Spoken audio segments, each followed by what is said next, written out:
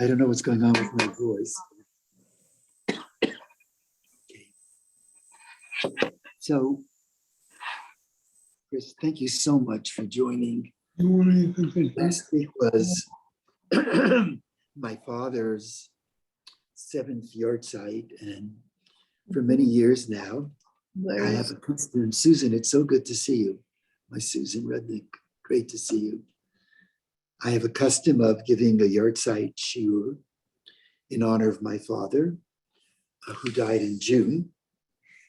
Actually, he died the night of the dinner, and I was here where I should be as my father breathed his last breath. Yeah, I'm going to get a glass of water. Hold on.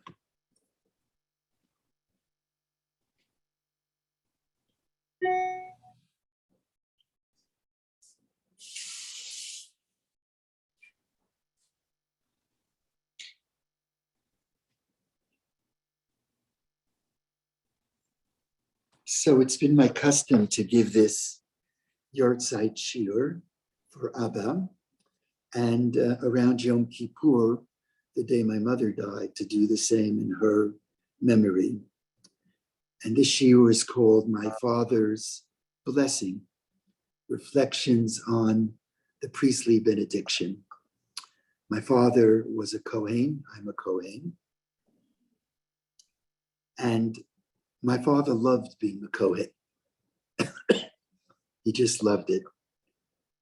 I know Rabbi Finkelstein was very kind to my father in his later years when my father was truly, truly not himself. And it got to the point where he felt that physically he could not duchen, he could not do the priestly benedictions. And as much as I encouraged him to do so, he felt that it was inappropriate, and that really hurt him very, very deeply. My father was a wonderful shaliach tzibur, beautiful voice, and wrote a few nigunim. One of them was to the words of David HaMelech, who, when he sent greetings to Naval, who did not turn out to be a friend of his, but he wanted to make peace, he says, V'amartem, tell him, ko lechoi, thus it should be your life. V'ata shalom, you should know peace. Uvetcha shalom, your family should know peace. V'chol asher lecha shalom, and may everything, all that you encompass, may it know peace. And Abba would sing, Va'amartem kol lechai, Va'amartem kol lechai, Va'amartem kol lechai, Va'amartem kol lechai, Va'amartem kol lechai, V'yata Shalom, Uvetcha Shalom, B'chol Asher Lecha Shalom, L'Shalom. My father's music was very, very much influenced by his Shomer Hadati days, the Zionist movement in the 30s and the 40s. And that tune, which I do no justice to with my voice, really rings with that melody. And so there was one thing about Abba that stands out amongst many other things. I never heard my father say anything ill about anyone. He never spoke negatively about anyone. Even though he was fiercely on the right wing of Israeli politics, never a bad word about those on the left. And my mother used to say to my father, Abba, no lashon hara, no slander. You're taking all the fun out of life. But that was my Abba. I never heard him say a bad thing about someone else. And that was the pathway, that is a pathway to shalom. Maybe it's not a coincidence that he would sing this song, V'ata shalom, v'etcha shalom, v'chol asher lecha shalom. And of course, the benediction of the Kohen, the Birkat Kohanim, ends with the words, V'yasem lecha shalom.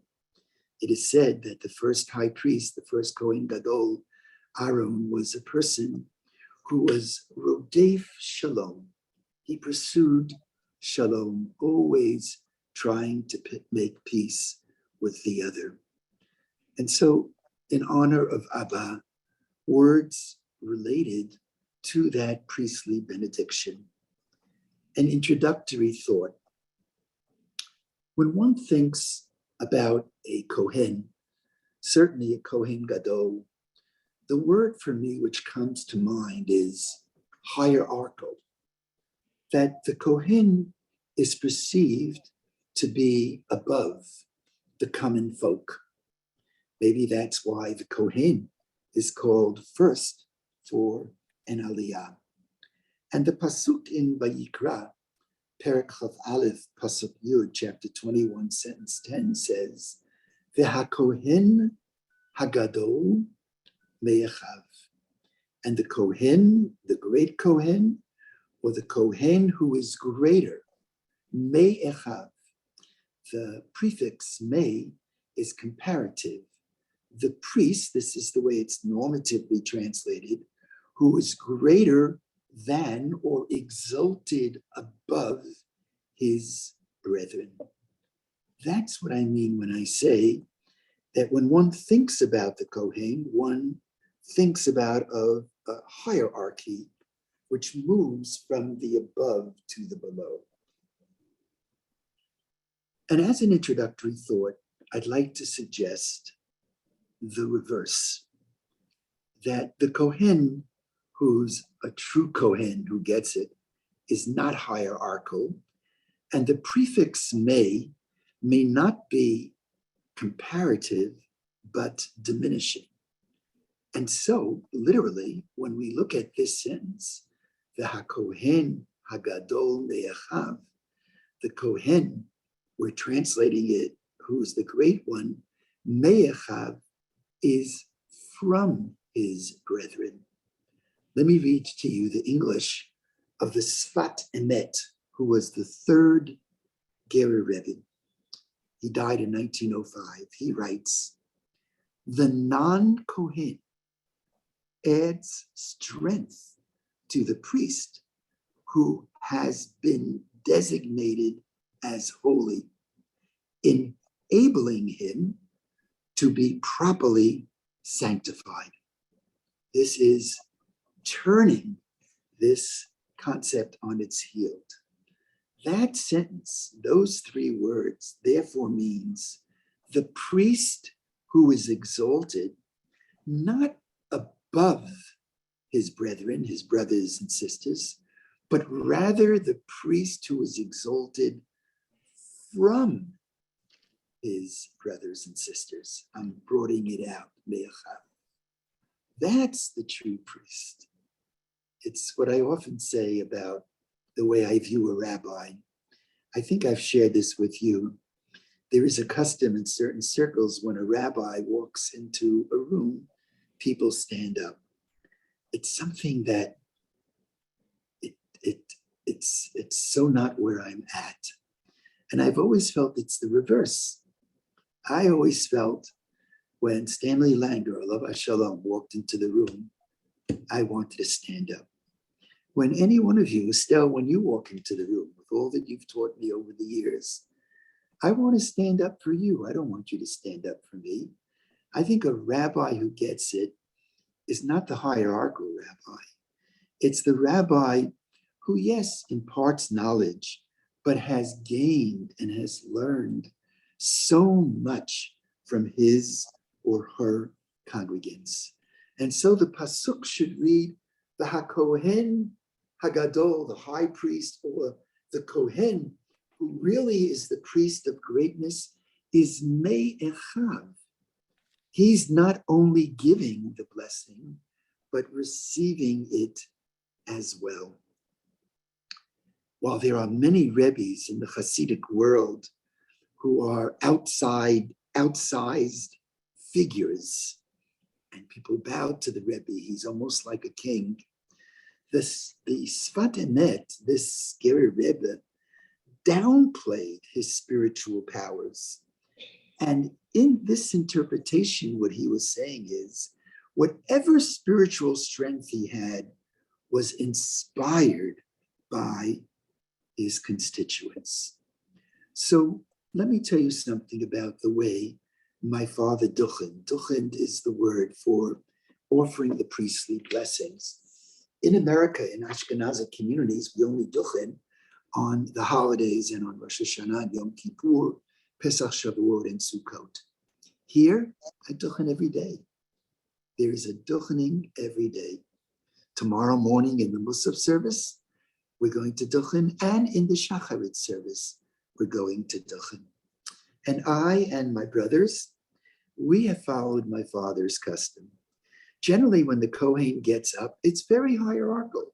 The Kohen walks up in front of the Aron Kodesh, walks up, face towards the ark, back towards the congregation. I have memories of my father walking up, and he would turn around and he would look at the entire congregation. That is, he would come in front of the Holy Ark, but he wouldn't face the ark right at the outset. He would turn around so his back was to the ark, and he was looking at the congregation. And he was looking at all the people he was to bless. And he'd look from the left to the right, he'd look at them. And I once said to him, Abba, this is so unusual. This is not what a Kohen does. Kohen seems to be in his own world, covers himself with the talit, back to the congregation. You at the outset, you're looking at the congregation. And Abba used to say, well, I was honored with being a Kohen and giving a blessing. I'd like to know who I'm blessing. I'd like to look at their faces. It's like when we give blessings to our children or to our grandchildren on Friday night, my custom is that I look into their eyes and I say their name.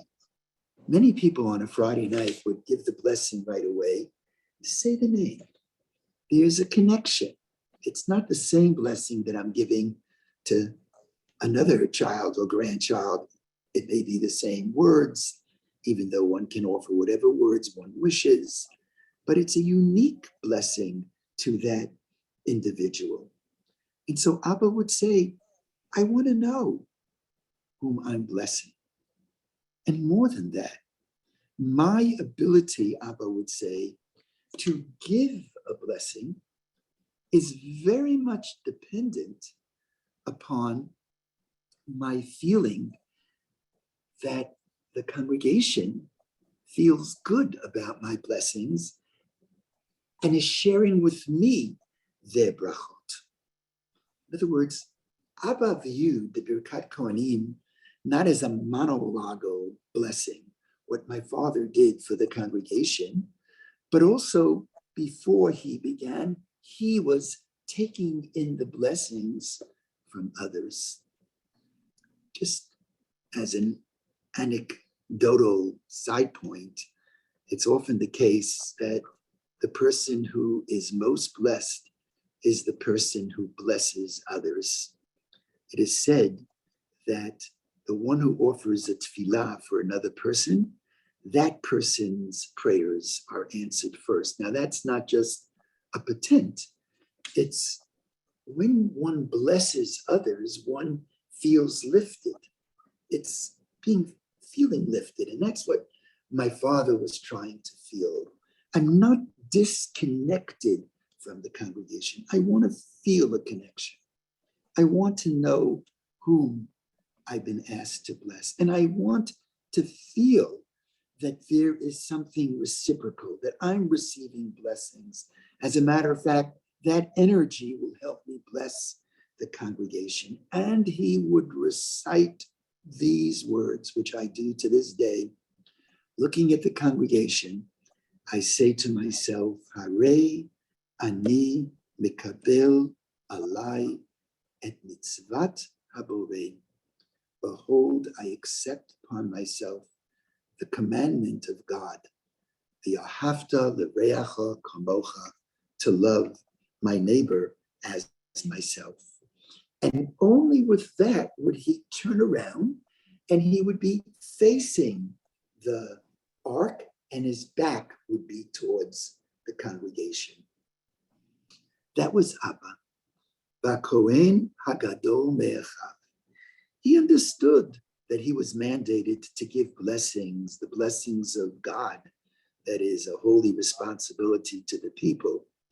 But he also felt very much that he had the capacity to do so, not only because he had been so mandated by God, but that the congregation was bestowing blessings upon him as well. And so he would be facing the ark, and as many of you know, someone would call out, Kohanim, priests. And at that point, the Kohen would place his hands like this. The reason they would place their hands like this is it makes a shin. It's the formation of a shin, which is the first letter of Shakai, Shin Dalid Yud. It's a shin, it's a Dalid, and it's a Yud, any which way you look at it. And so that, of course, is the name of Shaddai, means Shaddai. It's the Almighty, or I think Shaddai, according to the Medrash, comes from the word Shaddayim, which is fascinating. Shaddayim speaks to the feminine gender. Shaddayim really means breasts. It's the love of a mother. That's the Shakai is really a feminine appellative title of God, even as there are masculine appellative titles of God. And the Kohen holding hands out like this with the Kohen with the talit draped over his head, would say the blessing. Baruch atah Hashem, Elokeinu melech olam, asher kiddushanu b'mitzvotav. And he says the blessing, V'tzivanu levarech et amo Yisrael b'yava. You have commanded that we bless the people of Israel with love. I believe that this is the only Birkat mitzvah, the only blessing of mitzvah that ends with the word Ava. That is to say, the blessing of the Kohen is not just the Kohen who is offering the blessing, but it is a loving blessing. There's another blessing that begins and ends with Ava, the second blessing of the Kriyat Shema, V'arabah, Bocheh b'amo Yisrael b'ava. This blessing ends with Bava. When you think about, if we close our eyes and we think about the priests of old, I think the image that most people have, and it's a true image, is that they were people who were, I'm making up this word, strictarians. They followed the letter of the law. They didn't see the world in circles. They saw the world in squares. And that's the way it was. Here, the blessing is a blessing that says the Kohen was a hugger. That's the last thing you would think a Kohen is. We had a custom in the shul when I was the rabbi. After we would finish Birkat Kohanim and the Baal Tfilah, normally Eli would say the Sim Shalom. I would say, let's go dance around Eli. The last thing you would think that a Kohen does is dance. You know, a Kohen is associated with feet that are plodding. Even though the Kohen had to be quite dexterous when he walked into the Holy of Holies, he had to be able to maneuver quite well. He was a switch hitter, carrying the incense and the blood and all of that. But the last thing you think about a Kohen is dance. So we always wanted to show a Kohen can dance, a Kohen can sing, even though he's not a Levi, even though he's from the tribe of Levi. And so the Kohen ends the blessing. I'm going to offer the blessing with Hava. And then he says, and Eric is kind enough to put this up on the board, these 3 lines, and he says it word for word. And we're going to spend the next 10, 15 minutes analyzing these lines, and then I'll say some final words in honor of Abba, and we'll open it up to your reflections. Here is the source of the priestly blessings. Vayidaber Adonai el Moshe lemor. The Lord spoke to Moses. Daber el Aaron vel banav lemor. Speak to Aaron and his sons through the generations. Ko tevarchu et bnei Yisrael. Thus you shall bless the children of Israel. Emor lohem. Say to them. It's interesting when you look at that sentence. It doesn't say that it's God's blessings. It says that it's the blessings of the children of Israel. We will see later that in the last sentence, in the summary, God says that he has a lot to do with the blessing, and the blessing really is a partnership between the Kohen and God himself. This is the blessing. And this is what is said, 24. Yivarechicha Adonai v'yishmerecha. That's the first sentence. Second sentence. Your heir, Adonai, panav, elecha v'chuneka. Thanks for pointing to the place, my dear Eric. Third sentence. Yisa Adonai, panav, elecha, v'yasem lecha shalom. Now, in the Birkat Kohanim, it is done word for word. And so the Shliach Tzibur, the person leading the service, calls out, Yivarechicha. And the Kohanim respond, Yivarechicha. Then the leader of the service says, Adonai, and the Kohanim respond, V'yishmerecha. Now in America, when we duchen, we start singing with V'yishmerecha. In Israel, that's not going to happen. So we just respond with the words, V'yishmerecha. Notice that sentence 24 in the Hebrew, there are 3 words.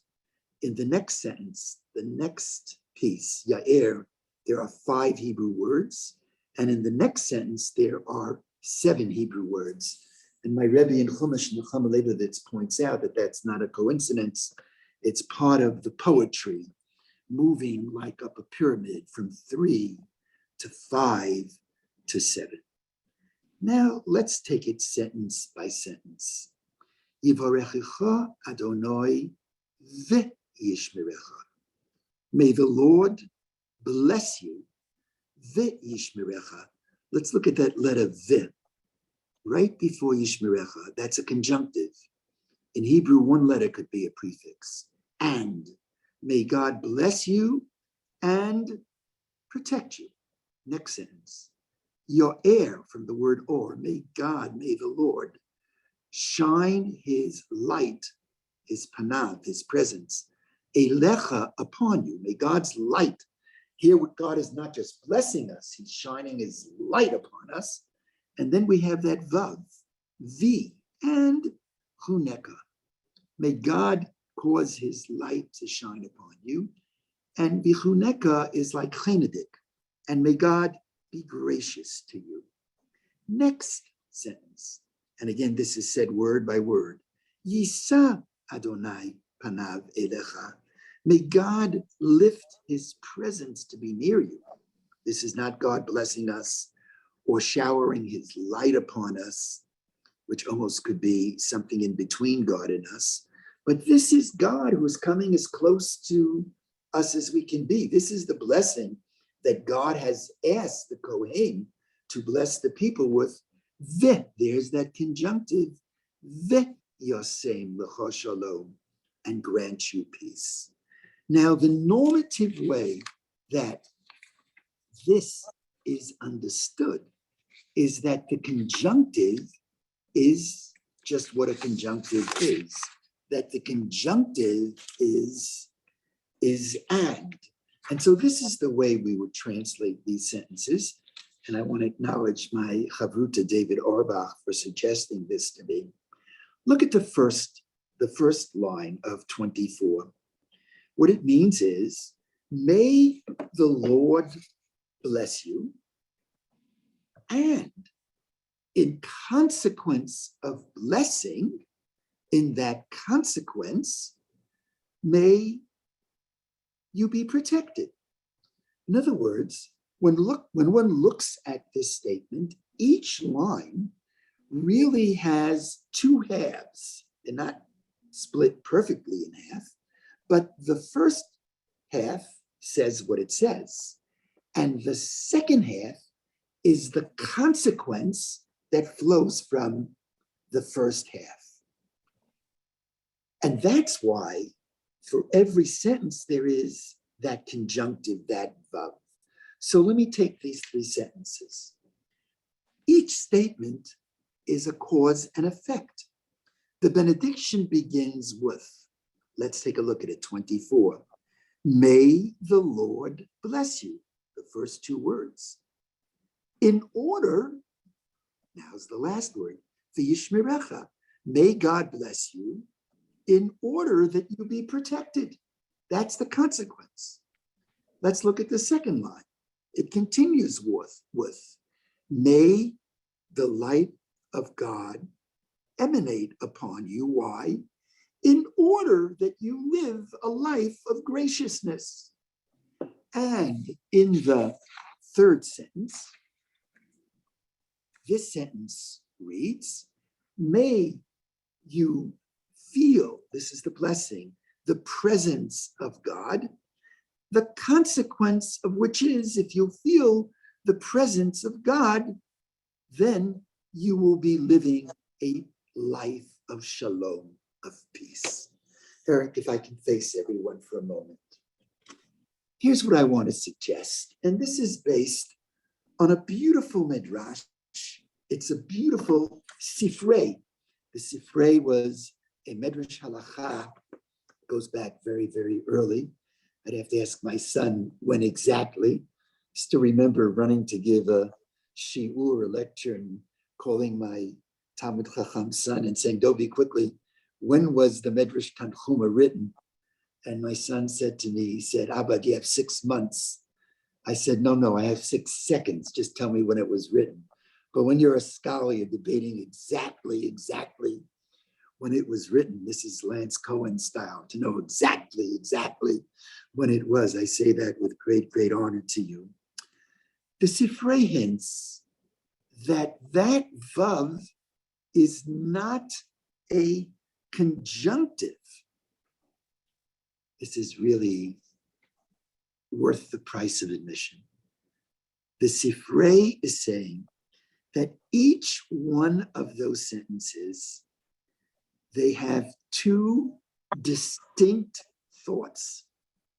It's not that the second half, following the conjunctive, is a consequence of the first half. No, it's that the second half is an entirely other prayer. And bekitzur, or bigadol, it is a prayer to avoid the pitfalls of the blessing that had just been recited.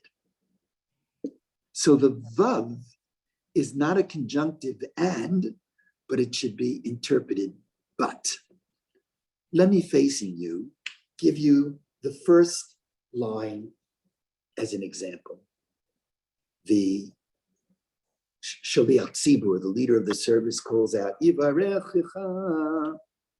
The Kohen says, may you be blessed, Adonai, may the Lord bless you. Now, in the Torah, bracha is generally associated, it's not always the case, but it very often is associated with one who is blessed with resources, one who's blessed with money, one who's blessed with financial comfort.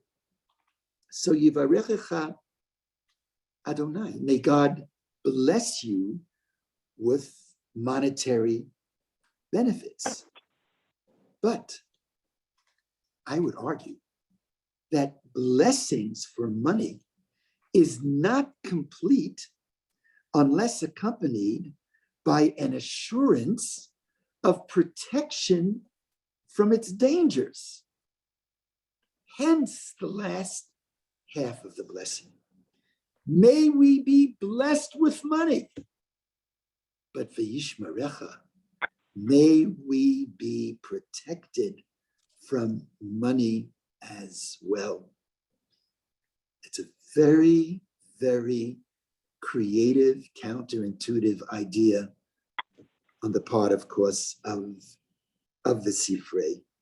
You know, there's a sentence that Solomon the king says, "Vakesef ya'ane et hakol," which is normally translated, "Vakesef ya'ane et hakol." Kesef, money, is the answer to everything. Especially since we built in the Bayit and created a men's rabbinical school and a women's rabbinical school, we had to raise a lot of money. Over the years, I estimated all these institutions, the last 20 years, probably raised over $100 million cumulatively, all three institutions. The budgets are very, very big. I would say cumulatively, every year, this is not an appeal, but every year it probably runs well over $8 million. That's a lot of money. Requires a lot of people to join in. And as such, I have to meet wealthy people. And what I found is, I always thought money is the answer to everything. No, it's not.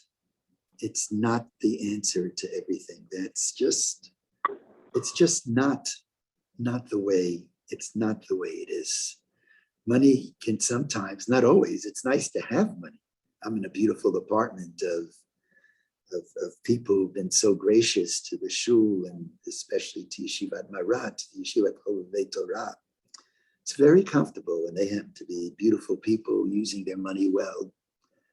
But sometimes money could be a real challenge, and it creates tension and friction in families.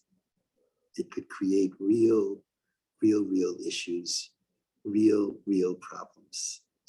And so we say, Yivarechecha Adonai, may we be blessed. May we be blessed with the wherewithal to move on. But v'yishmarecha, may we be guarded and protected from the pitfalls of that money. Money does not answer everything. My dear friend Zalman Bernstein, Sandy Bernstein, who created that big Bernstein company. So I became very close with him. And I still remember, by the way, when I was duchening once, I was duchening in Yemin Moshe, which is right here in Jerusalem. And when you duchen in Yemin Moshe, you're on a small platform, a few inches above the ground floor, the floor of the synagogue. And as I'm duchening, I put my hands out like this, and I feel somebody's head. That's the first time I ever had that.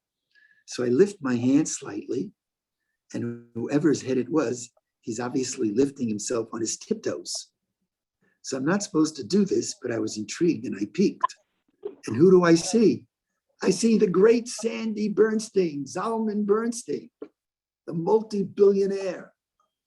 So when I was through, I turned to Zalman. I said, Zalman, what is this all about? And he turned to me and he said, I have a lot of money, but I need blessings. And I wanted to get direct blessings. So I wanted you to feel my head. And I looked at him and I was close enough to say to him, Zalman, this is going to cost you. And I still remember when the shul needed a lot of money. And I went to him and he said to me, Avi, you don't look so good today. And I said, well, as it turned out, I said, we're in a six-figure hole deficit. Right then he wrote out the check. He said, yeah. And you have this kind of give and take, this banter.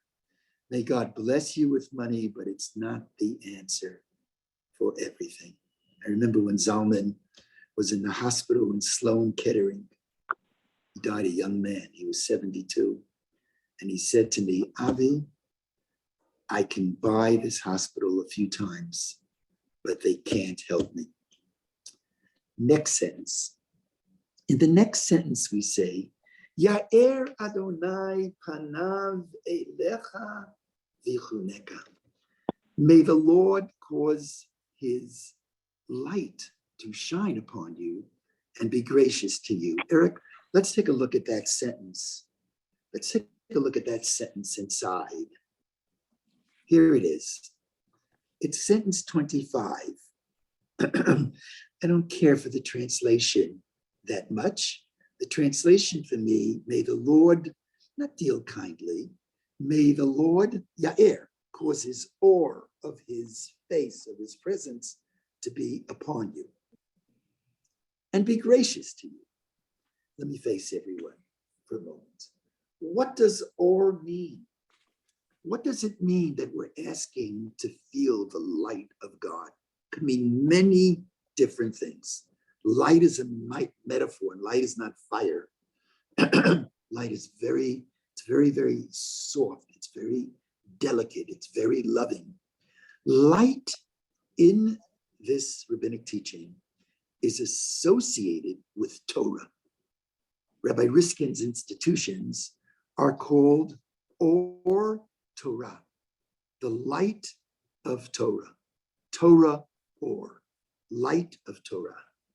And so light is the light of Torah. The word Torah, think about the word Torah. It sounds like the word Or. Torah comes from the word Yoro, to teach. So here, the priest is saying, may the Lord cause his light to shine upon you.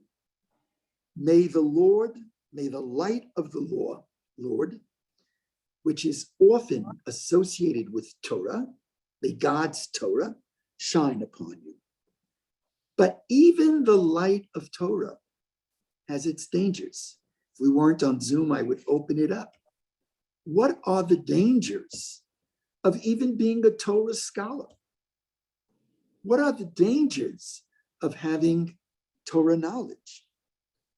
I would argue as following, that while one can know every word of the Torah, you can know every word of the Torah and still lack the ability to interact and engage with others appropriately.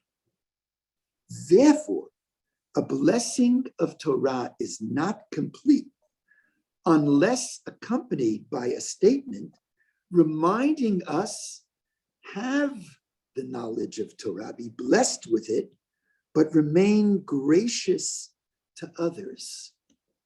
Because knowledge often leads to insularity. We all know this. Scholars, Talmidei Chachamim, could be very insular. Or scholars and people who are of Torah knowledge could be full of themselves and be arrogant. Hence the last word of the sentence, Vichuneka, may it be a gracious Torah. May the Talmid Chacham remain humble. When our Dov went into the world of scholarship and Dov asked me to bless him, I said, Dovi, I bless you with what you already have. Stay humble. And Dovi always tells me, in scholarship, in the world of scholarship, people beat up on each other. The Baal Shem Tov once said, if you want to show you're better than someone else, don't throw the other person down. If you want to show you're taller, then get up on a chair. Be a little bit taller. Do it in a proactive, positive way. Don't do it in a negative way. Power corrupts, and great power corrupts greatly. And knowledge is power. And with knowledge, even the greatest of rabbinic scholars, they could become full of themselves. One of my teachers who touched me deeply was the great Rabbi Aaron Soloveitchik. I was in his class as soon as I came back from Israel when I was 18 years old. You know what touched me? This incident. I was told I'd be in Rabbi Aaron Soloveitchik's class. That's not the Rav. That was Rabbi Yashaber. So after 1 year of learning, I was full of myself, full of my Torah knowledge. I thought I knew something because I learned a tractate of Talmud. Knew, so what? How well could I have learned it? And it's one of so many. It's a drop in the ocean. but I was full of myself. And so I said to myself, all 18 years older than me, what is Rabbi Soloveitchik going to teach me? And I sat in the back corner of the classroom. It was at Yeshiva University. And then the door opened and he walked in. And the way he walked slightly bent, had many books in his hands. He didn't say a word, but he touched my heart and my soul so deeply. When I want to understand the meaning of the words of Micha, Vatznei alechet im Elokecha, walk humbly with the Lord, I think about that moment. That is the way it should be. And so when the priest blesses us that we should have the knowledge of Torah, but be careful, knowledge of Torah is not everything. It could divorce one from the needs of the community. You can be in the ivory tower and you can be a rabbi in a synagogue and not get it. It has to therefore be a Torah which is not a boastful Torah, which is not an arrogant Torah. It has to be a gracious Torah, a sweet Torah. When we're looking into the eyes of the other and we're sharing how the Torah relates to the human condition. That is the second sentence in which the vav is not a conjunctive, it's but. May we be blessed with knowledge. And it's not only true of Torah. May we be blessed with whatever we do well. But may we still keep an understanding of who knows it all. No one knows it all. That's why the person of Torah wisdom is called a Talmid Chacham. You're a student of wisdom. You're never the person of wisdom. And now the third sentence. If we can take a look at it, Eric. The third sentence is the prayer of peace. Look at the sentence 12. Yisa Adonai, may the Lord lift panav, his presence, elecha, to you. What does that mean, if I can face everyone? It means, may I feel the presence of God. This blessing expresses the wish that one should always feel the presence of God. But friends, open your hearts. We know this very well in contemporary society, but feeling God's presence can sometimes be profaned. And as religious people, we know, have done dastardly things in the name of God. Think about 9/11. Think about the Twin Towers. What were they screaming? In the name of God, Allah Akbar. They took those planes wherever they took them. Think about the Crusades. In the Crusades, in the name of God, those who didn't commit themselves to Jesus were murdered. And yes, tragically, we must say that even in our own community, I think about what happened at the cave of Machpelah. In numbers, it's nothing close to what happened in other faith communities. But in the name of God, this person, I promised I would never say his name, murdered Arabs. Or the assassin of Rabin. He said God was speaking to him. That's what he said. And the greatest Chilul Hashem, desecration of God's name, I think, ever in our history. Because 2 billion people heard him say on CNN, I'm doing this in the name of God. Therefore, a blessing about God, a blessing about feeling God's presence is not complete unless accompanied by insistence that God be the Oseim Lecho Shalom, a God of peace. Hence, the blessing concludes with the words, and give you peace, the Oseim Lecho Shalom. You know, there is nothing as powerful as a war in the name of God. And there are many faith communities who have fought wars in the name of God, including the Jewish community.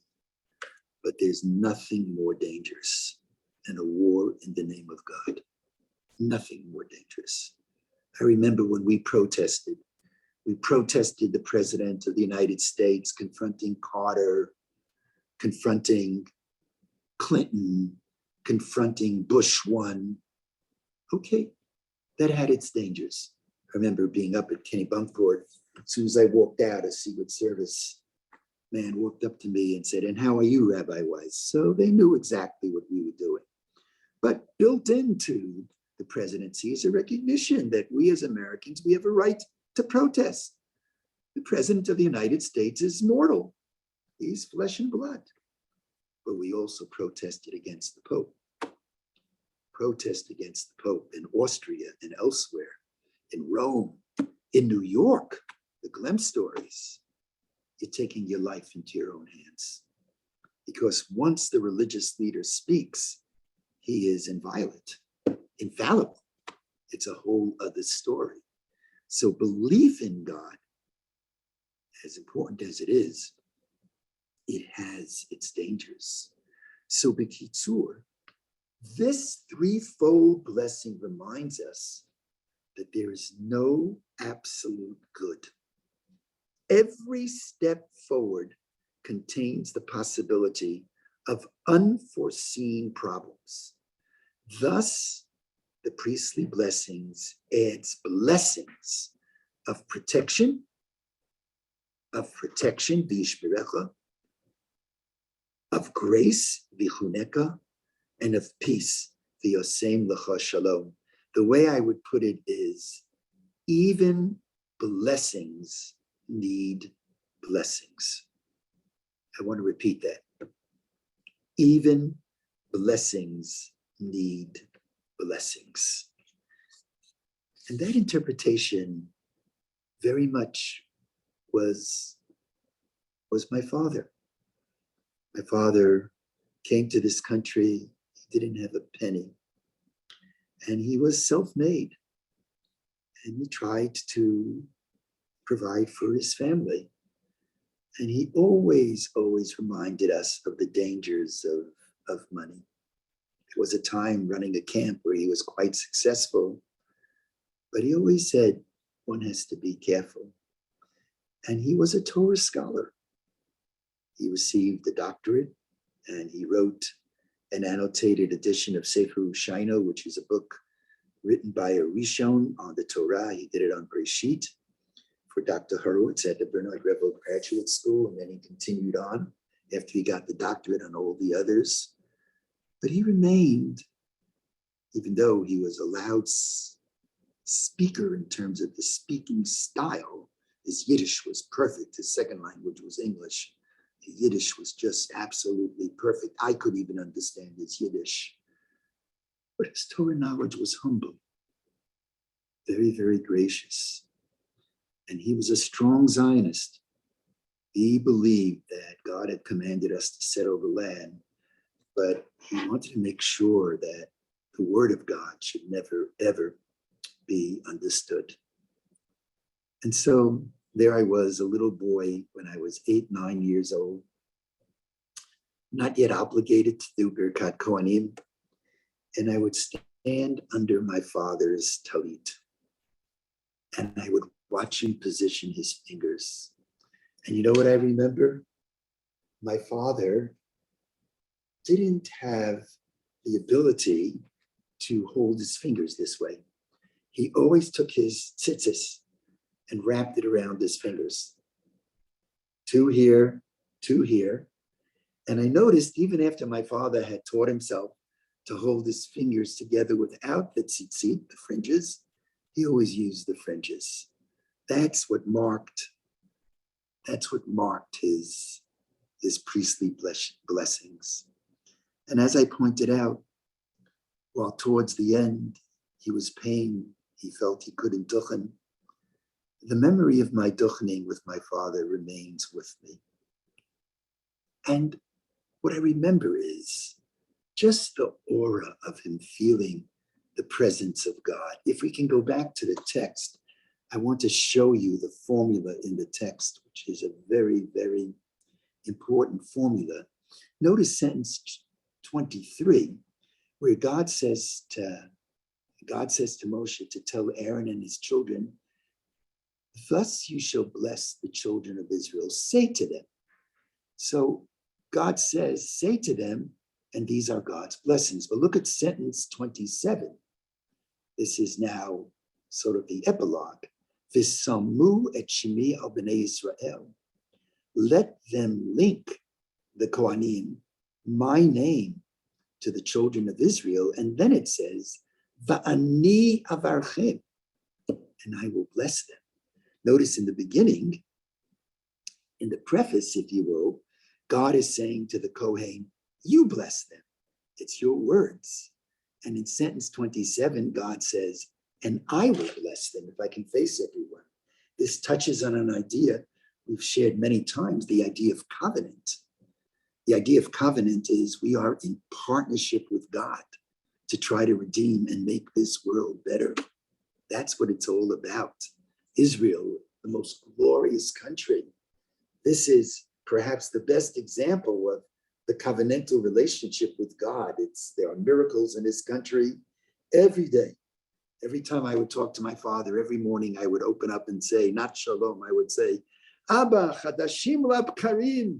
Every morning, babkarim, bok, every morning something's new in Israel. And he would immediately say the next two words of the sentence, Rabbi emunatecha. We have a lot of faith in God. Yeah, but it's a combination. It's a partnership. There are miracles in this country. That Israel today is what it is. My father was a strong, tremendously strong Zionist. It's a gift from God, but even God needs a little help. Even blessings from God needs blessings from human beings. I'd go so far as to radically say, while we need God's blessings, God needs our blessings as well. We really need each other's blessings. I felt that presence under my father's talit, and I felt the love of the community. I felt it when he would begin by saying those words, Harei ani mekabel alai et mitzvat haborei. I accept upon myself the commandment of God, v'ahavta l'reacha kamocha. You know, it's fascinating. We say these words when we begin to pray every morning. And I've always wondered, if we're about ready to pray to God, well, why are we saying the words, oh God, you commanded us to love our neighbor as ourselves? Why don't we say the Shema, v'ahavta et Adonai Elohecha b'chol levavecha? Why are we saying, and we shall love our neighbor? We should really be saying, not that we shall love our neighbor as ourselves in Vayikra Yutet, but we should say, and you shall love the Lord your God. And this was asked of a Hasidic Rebbe. They asked him again in the morning, shouldn't we say the other v'ahavta, that we love God? And the Rebbe responded, what is the greatest expression of love that children can show their parents? I want to repeat that question. What is the greatest expression of love that children can show their parents? The Rebbe said, the greatest expression of love, something I feel deeply, is that the children get along with each other. How can I best express my love to my parents? I get along with my brothers and my sisters. The expression of love to our siblings. Similarly, what is the best way we can express that we love God? Even better than saying I love God. What's the best way? It's our expression of love for each other. And I want to give a salute. I know this is political, but I want to give a salute to Bennett. I think he will go down in history. There are ethical questions about how he wasn't true to every promise he made during the elections, but sure enough, he deserves a lot of credit. What Israel needs most, what the Jewish people needs most, we need to love each other. And that he was able to govern with Jews on all ends of the political spectrum. It only lasted a year, But that was quite something. And with the Arabs in the government, quite something. I felt that sense of love of the Ahavta l'reacha kamocha. Harei ani mekabel alai mitzvat haborei v'ahavta l'reacha kamocha. I think I really learned that from my father. And I think it shows in my relationship with my siblings. He really transmitted that to us. As you know, we've taken different directions. A sister who's still in the 60s in the Rainbow Coalition, a genius feminist writer who's left orthodoxy, a brother who received smicha from YU and today is traditional egalitarian, a brother who's traditional, he's the most traditional of us. He's truly in the modern Orthodox community. And then there's me. I have my problems with the Haredi community. I have my problems, when Open Orthodoxy, we were really excommunicated. And that's the language that, and I shouldn't have even said that because I want to be true to what we're talking about. I know they meant well and it's behind us and let's move on. But that's what the benedictions are about. That's what my Abba was all about. He was a very strong personality, had strong opinions, but he really made space for others in a beautiful way. Something to think about. And were it up to me now, I want to speak to Reb Stephen about this. I would introduce duchening in Ashkenazic shuls in America every day. I would do it every day.